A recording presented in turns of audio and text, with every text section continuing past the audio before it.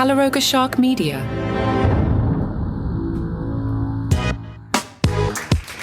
We gotta talk about Dave Chappelle's new special, The Dreamer. It is not good. I am Johnny Mick with your daily comedy news. But before we get to that, there's other Chappelle news. He stormed off stage the other night. This happened last Wednesday. Dave was at the Hard Rock.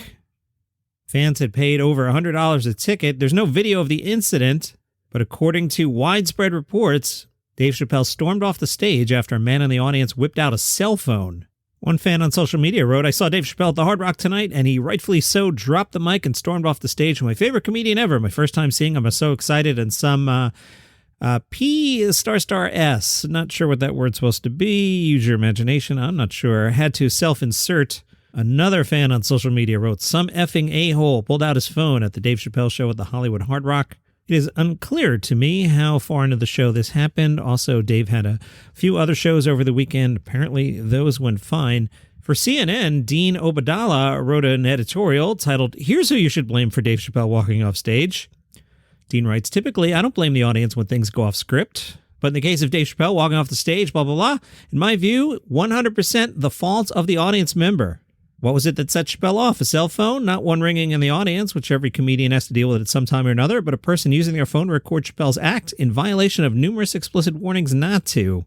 What anyone who thinks this was an overreaction doesn't get is that Chappelle and comedians at his level are not just concerned with getting laughs, but also with the business end of their craft. That's why for years, comedians like Chappelle, Chris Rock, John Mulaney, and others have been requiring audience members to lock their phones in a pouch to prevent the recording of the show.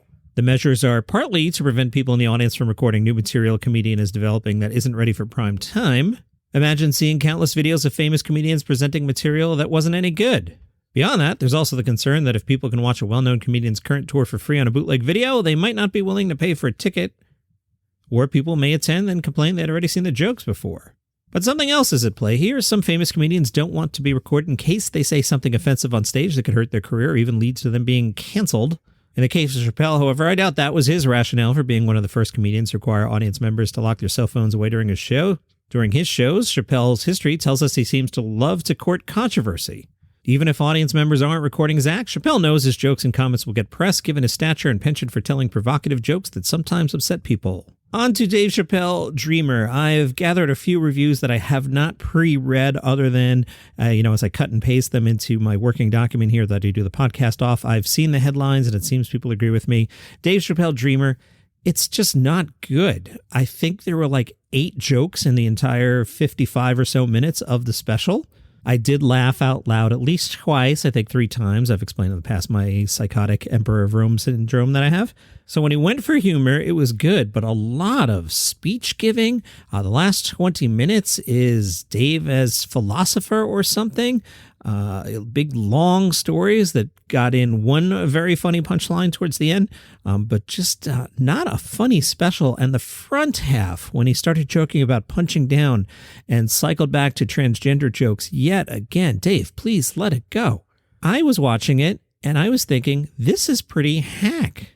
This special's not quite jumped the shark, but this is, this at least temporarily knocks Dave way down the list of comedians that are at the top of their game as we head into 2024 here. I had been frustrated that the special came out New Year's Eve, so I couldn't incorporate it into my top 23 of 23 list. It wouldn't have made it. As I finished the special, I'm like, I couldn't in good conscience put this on the list if I left off things like Jim Gaffigan or Mulaney or Birbiglia or Gaffigan. All of those I did leave off. I'm like, I can't put Chappelle ahead of any of those. If I had ranked further, I don't know, this is the 36th best special of the year, maybe. By far, Chappelle's worst. Sean McCarthy for the Daily Beast writes, Dave Chappelle's new Netflix special proves he learned nothing. Sean writes, it feels so frustrating to sit and watch comedians with the stature of Chappelle and Gervais devote so much of their time and energy to bullying the LGBTQ plus community when they could be doing anything else on stage. And then they have the temerity to question us, the audience, for not laughing with them. Cracked under the headline, Dave Chappelle mostly moves on from troll to philosopher. In Dave Chappelle's new special, it's almost as if he has to get the "you can't tell me what to say" is out of his system before he can get to the good stuff. I'm not sure the good stuff ever arrived, Cracked. Minor spoilers here. The Dreamer's signature bit is a long story he tells to end the show. It's a tale about the first HBO showcase when he was 22, and then details of that story. I won't spoil it. Yeah, it's a 22-minute story that has 3 jokes in it, maybe 22 minutes. Crack writes, there's still no excusing the handful of trans and gay jokes that dot the special. Half-hearted punchlines as lazy, yeah, they are lazy, as they are unnecessarily goading.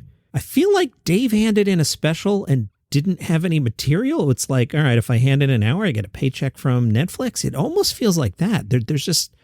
There's no material here.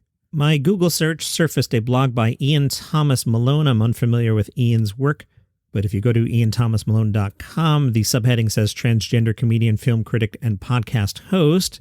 Ian writes, The Dreamer is a pathetic mess from a man who simply doesn't care anymore. Ian writes, The Dreamer is a lazy victory lap from a man with nothing else of value to offer the world beyond self-congratulatory musings on his own legacy, a lethargic effort aimed solely at fueling the far-right grievance industrial complex for another week. While Chappelle claims early on in The Dreamer that the controversy wasn't worth the trouble, it's kind of clear that it was, if only for one sad reason: trans jokes are pretty much all he's got left. There's something fundamentally sad about watching Chappelle reflect on how hungry he used to be, while he tries to fill time in a special and often forgets that it's supposed to be funny. Great review there. I think you nailed it. Comedian Shecky Greene passed away on Sunday at age 97. There's a really good obit of Shecky in the New York Times. I'm completely unfamiliar with Shecky's work other than just knowing the name as someone who would get referenced when you want to do name check an old comedian. So I'll refer you to the New York Times obit there. On Gossip Corner, Pete Davidson spotted out in public with current girlfriend Madeline Klein. They were at Bobo's Cafe. They were seen looking at the menu and ordering drinks. Boy, that's some gossip. TMZ says, we're told Pete's a regular at the place, and he ordered an iced matcha latte before smoking a cigarette outside while waiting for his drink. This was Pete's first sighting after canceling last week's shows. Pete is scheduled to play Foxwoods on January 6th. We'll see if that happens. Ricky Gervais has explained why Netflix didn't bother promoting his new stand-up special. On Twitter, Ricky said, Netflix aren't doing any posters because they can't be arsed. They think it's going to be huge, whatever. And Jim Gaffigan, in his weekly post for CBS, wrote his own obit.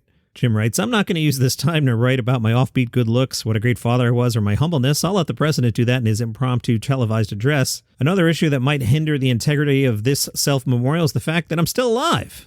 Therefore, this memorial is certainly incomplete. Sure, as of today, I'm a grossly underappreciated comedian and actor, but maybe in the future I will be acknowledged.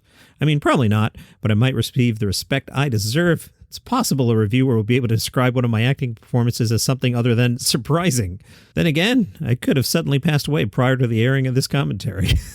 All right, that's your comedy news for today. Yeah, Chappelle, I don't know, man. If you enjoy the program, a couple ways you can support it. You can go to buymeacoffee.com/dailycomedynews. Throw a couple bucks in the tip jar. I'll take your money. I'll go to the National Donut chain. I'll get a large iced coffee. I'll drink it. I'll shout you out on the show. The other thing you can do if you're hip to podcasting 2.0 and value for value, use the Fountain app. Throw a couple sats my way. If you know what I'm talking about, you do. If you don't, there's details in the show notes. See you tomorrow.